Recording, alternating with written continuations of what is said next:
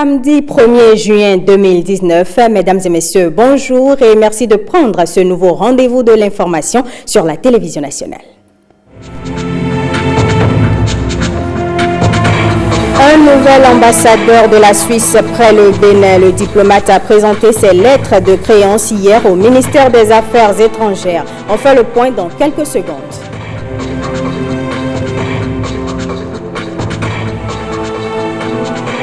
La première rencontre du réseau francophone des ministres en charge de l'économie numérique a eu lieu à Cotonou. Principal objectif de cette réunion, rendre opérationnel le réseau dans le débat mondial sur le numérique.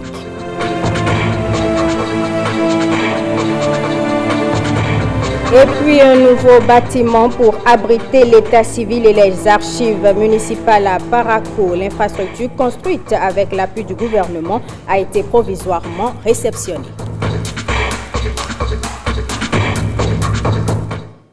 Le nouvel ambassadeur de la Suisse près le Bénin a présenté les copies figurées de ses lettres de créance hier au ministère des Affaires étrangères. Par cet acte, le diplomate entre officieusement en fonction, une étape protocolaire avant celle de la Marina avec le chef de l'État, Koudous Abdoulaye, Monique Toron. J'ai l'honneur de vous remettre. Face à Aurélien Bouinossi, le diplomate suisse remplit une formalité protocolaire. M'accrédite en qualité d'ambassadeur. Il présente au ministre des Affaires étrangères les copies figurées de ses lettres de créance. Philippe Stalder entre ainsi officieusement en fonction d'ambassadeur agréé avant la réception de ses lettres de créance par le chef de l'État. Mais avant, les deux diplomates apprécient les relations entre le Bénin et la Suisse. Il y en a une relation excellente au niveau bilatéral. Les deux présidents de nos deux pays se sont vus 2 fois dans les derniers 2 ans. Alors je suis très heureux d'être ici pour la première fois au Bénin.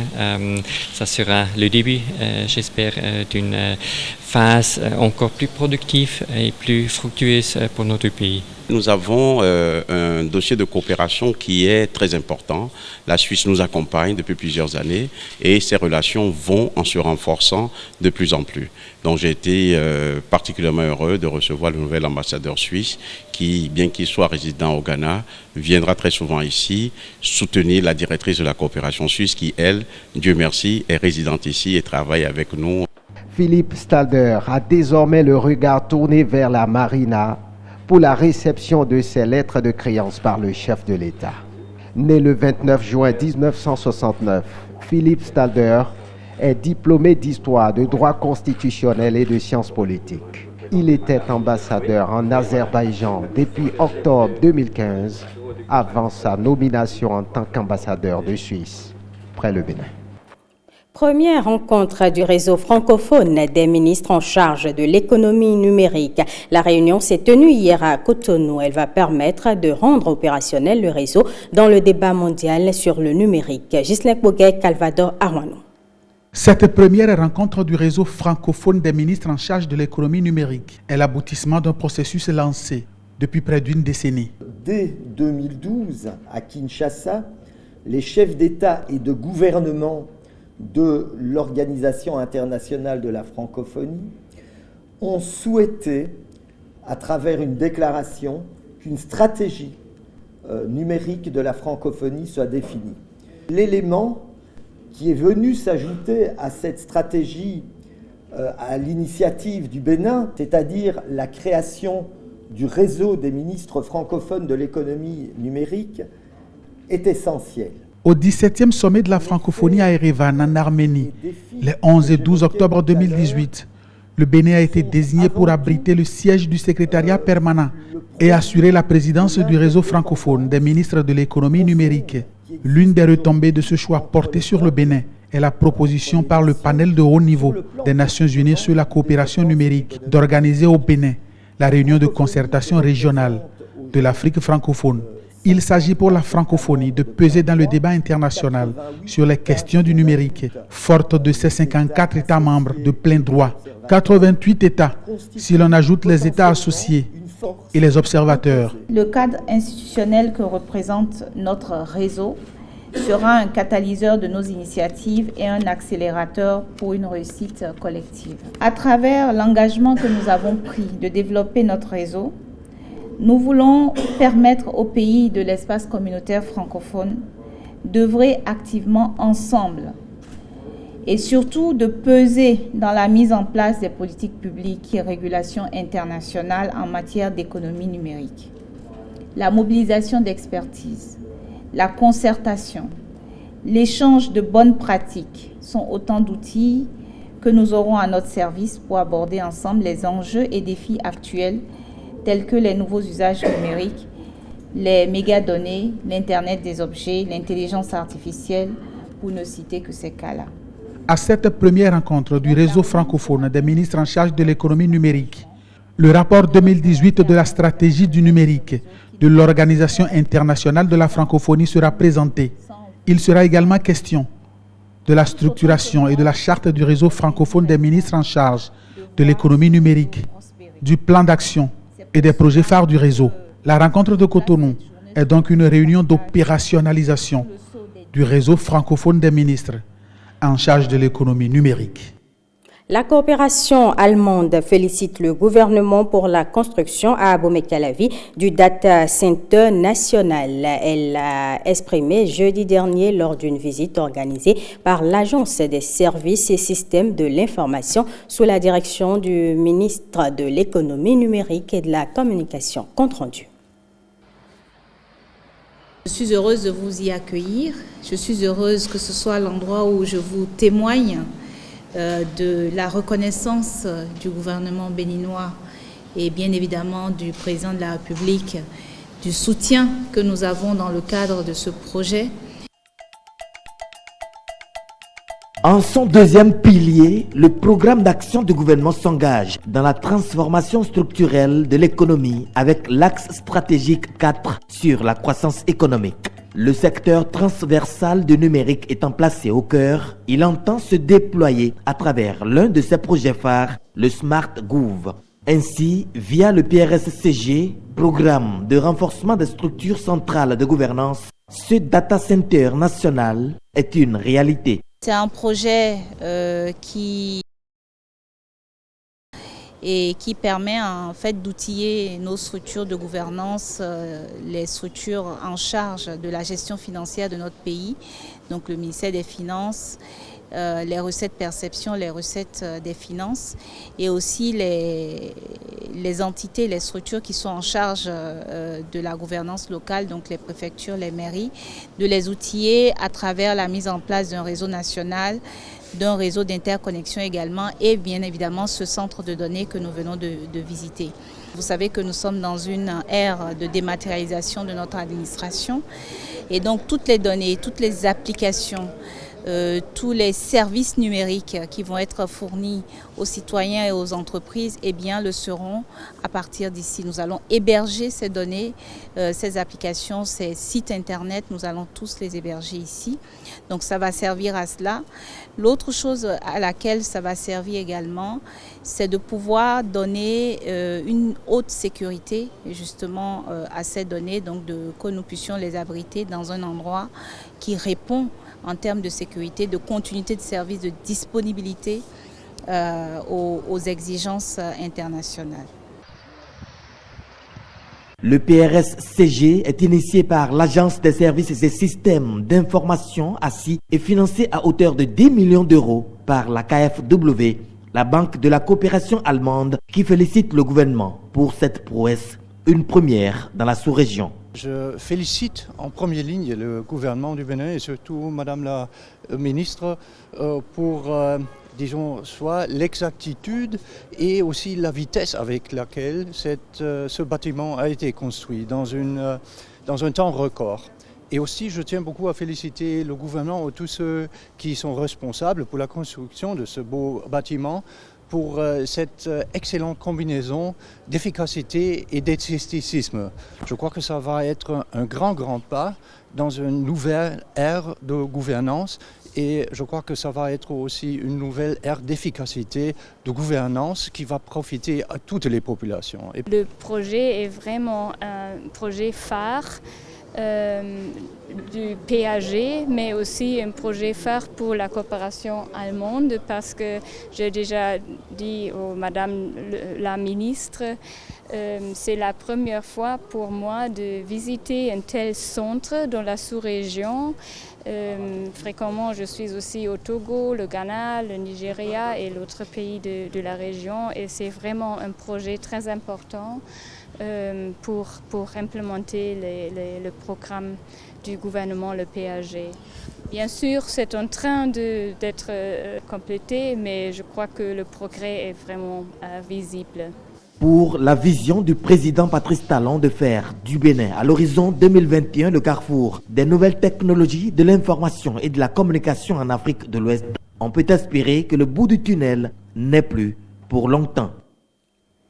Un séminaire au profit des cadres de l'administration publique de l'Atlantique et du littoral a eu lieu à Cotonou. Les participants ont réfléchi sur le thème citoyenneté, management et leadership, responsabilité des membres de la conférence administrative départementale dans le pilotage des réformes pour une administration de développement. Malini Tibozo et Ernest Tétégou pour le point. Les cadres de l'administration publique des départements et communes de l'Atlantique et du littoral en formation. C'est une initiative de l'Institut de formation sociale, économique et civique, InfoSec, qui vise à moderniser l'administration publique. Cette journée d'éducation citoyenne initiée par l'InfoSec porte sur les responsabilités des membres de la conférence administrative départementale dans le pilotage des réformes pour une administration de développement. L'objectif principal visé est de contribuer à informer et éduquer les citoyens sur les faits et comportements répréhensibles en tant qu'agents de l'État dans un contexte de réforme pour une administration de développement. Ce séminaire vient rappeler aux cadres leur rôle dans le fonctionnement du programme d'action du gouvernement, PAG. Si les renforcements de capacités ne sont pas la clé du développement, je crois certainement qu'ils demeurent l'une des clés, surtout lorsque nous devons parler du PAG. Le PAG, qui est un programme aujourd'hui admiré de par le monde et soutenu par la communauté internationale. Au cours de cette journée de formation, plusieurs communications seront données aux participants. Entre autres thèmes retenus, pratiques de gouvernance dans l'administration publique, panorama des piliers et déterminants des réformes. Rendons-nous à présent à Parakou. Le conseil municipal veut davantage veiller au grain pour ce qui est du financement et du suivi des projets et infrastructures réalisés. Pour atteindre cet objectif, le maire de la commune a effectué une visite de terrain. Bertin Adimi et Olviga Menson. C'est au pas de charge que Charles Toko, le maire de Parakou et son équipe ont fait le tour des sites abritant la réalisation d'infrastructures au profit des populations. Place Bioguera, école de formation médico-sociale, école primaire publique de Tien pour le contrôle des chantiers de construction de modules de classe et des centres sur le marché à bétail de Parakou, Sisatourou.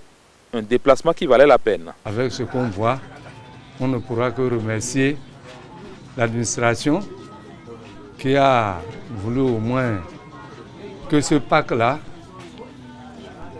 réponde aux normes. Aujourd'hui, nous avons la guérite, on a deux quais, on a le poste de contrôle, on a le bloc administratif, on a des toilettes. Toutes ces commodités impactent positivement à la fois les transactions et les usagers du plus grand marché à bétail du Bénin. Le quai de contrôle qui est là-bas, si les animaux viennent, les animaux qui nous viennent par exemple des pays de l'Interland, les vétérinaires vont vérifier pour quand même que la population ne consomme pas la mauvaise viande ou bien une viande infectée. Ça, c'est un premier point. Nos recettes que nous faisons, les opérations que nous exerçons à l'intérieur du site seront aussi sécurisées parce que les points seront faits à l'intérieur des bureaux et tout sera aussi sécurisé. L'objectif que vise la mairie de Parakou en finançant la réalisation de ces infrastructures est noble.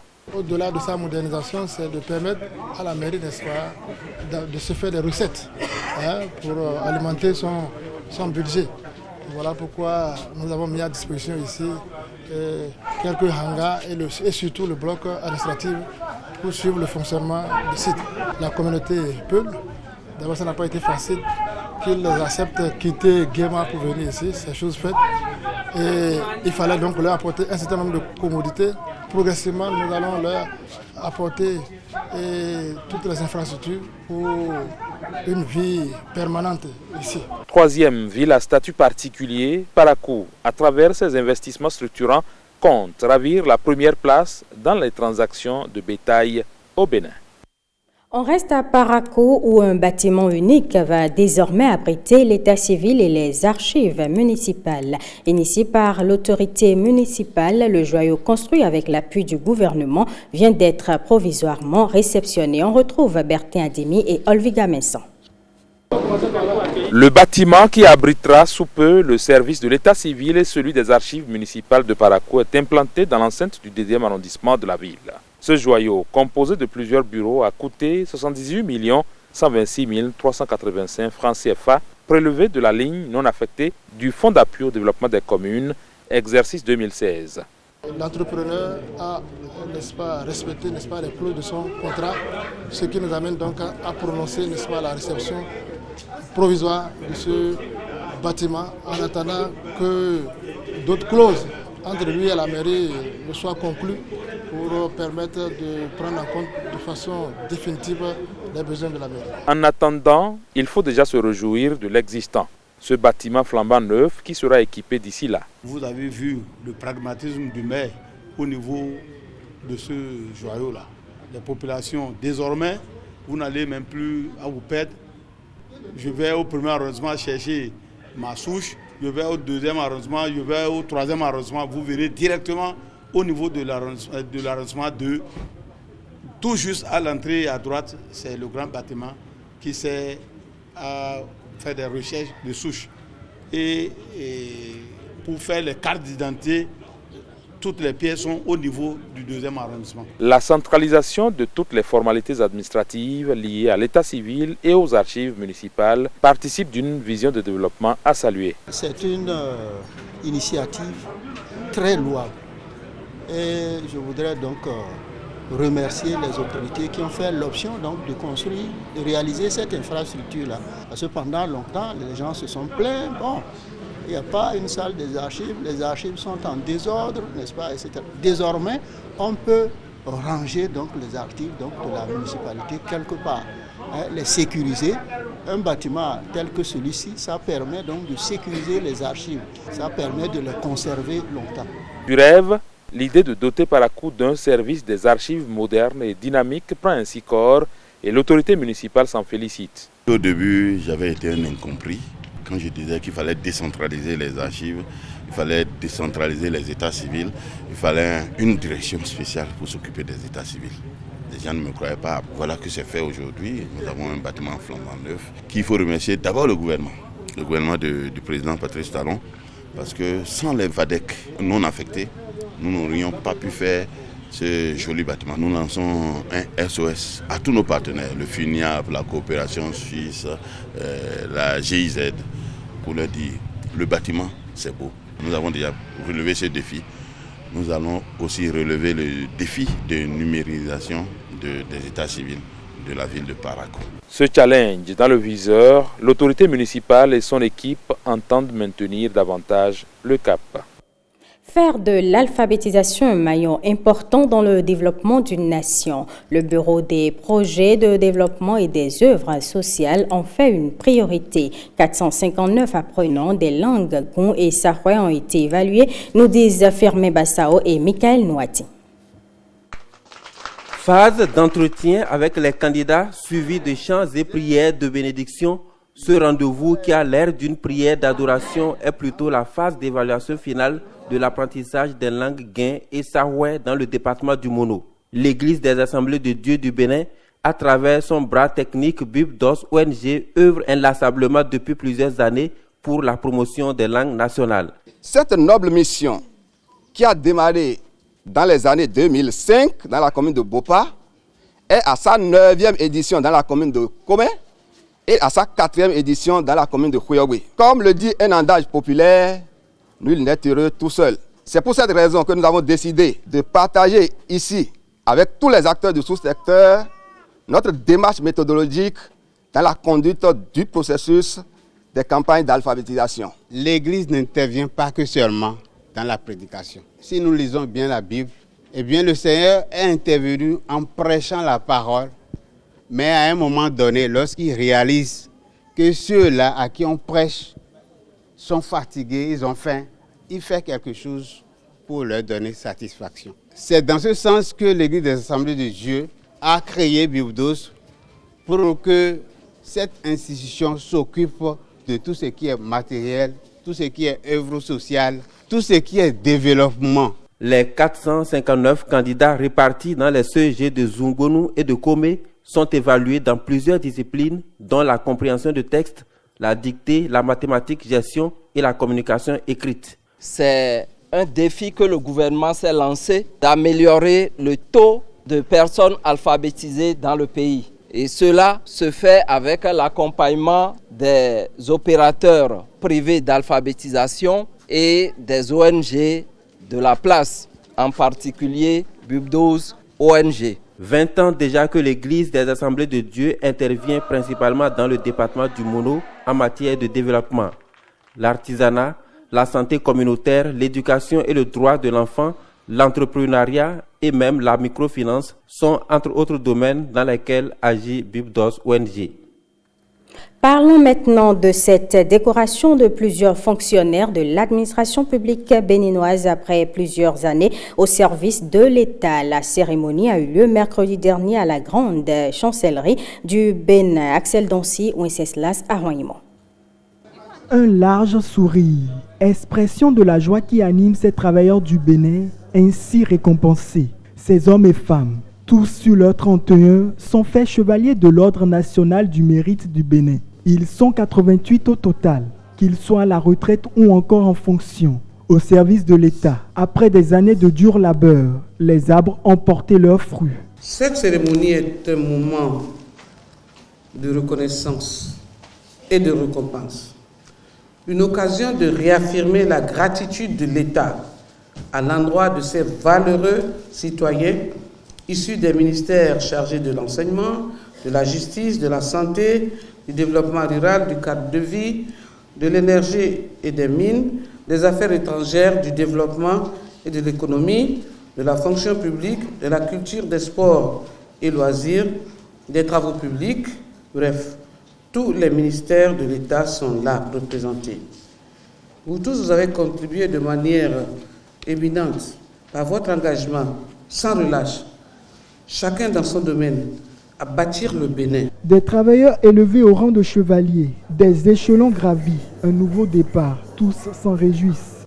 Au nom du groupe des femmes et des hommes récipiendaires de nos différents ministères de provenance, je profite de cette occasion rêvée pour exprimer nos remerciements les plus sincères et notre appréciation à l'endroit du chef de l'État et de nos ministres de tutelle. C'est vrai que c'est certes un mérite, mais seul on ne peut rien. Nous avons eu des gens dans notre vie qui nous ont accompagnés et ce qui nous a valu cette médaille. Moi, je leur dédie cette médaille. À l'image de Francis Rossou, d'autres hommes des médias se sont vus décerner des médailles en signe de reconnaissance à la nation béninoise. Eh bien, ce sera tout pour ce journal que je vous remercie d'avoir suivi.